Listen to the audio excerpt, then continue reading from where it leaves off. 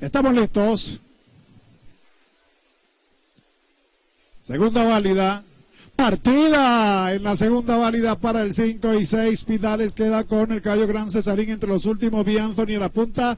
Ataca Darwin Liu por fuera para que sepa a pelear por el primer lugar. Se va a la punta para que sepa. Darwin Liu corre en el segundo. It Con Fly va al tercero. En el cuarto Poncharelo peleando esa posición con B. Anthony. Luego lo está haciendo el caballo de Escalona. Enseguida mejora por la parte interior Rey de Antioquia. Detrás de este viene mejorando ahora por el centro el caballo Gran Cesarín. Otro que trata de aproximarse ahora es el número 7, Chema One, se quedó último y bastante lejos. El 2 Spidalex está dominando para que sepa, se escapa en la punta para que sepa. It Con Fly pasó al segundo, pero está a unos 8 cuerpos de la punta. Mientras tanto, Darwin Liu está en el tercero, se abrió mucho para que sepa cuando entran en la recta final. Para que sepa, está dominando. A la carga viene It Con Fly, también viene Poncharelo por el centro de la cancha y el caballo B. Anthony, para que sepa, está dominando. Ataca B. Anthony por segunda línea y el caballo Con Fly que la busca por la parte interior y también Poncharelo pasó el 4 a dominar. Big Anthony la segunda válida para el 5 y 6 y con Well Poncharelo y al final Chema One pero domina el 4.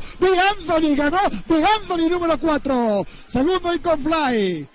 Tercero está llegando Poncharelo, cuarto para Chema One, el quinto lugar para el caballo para que sepa, luego Infinity Power. Detrás de este Spirale junto con el ejemplar Gran Cesarín. Luego de Escalona junto con Darwin Liu y Rey de Antioquia en el último lugar.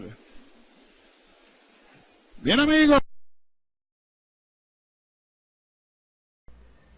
Dele pulgar arriba y suscríbete a mi canal y estaré subiendo todos los resúmenes en el hipismo.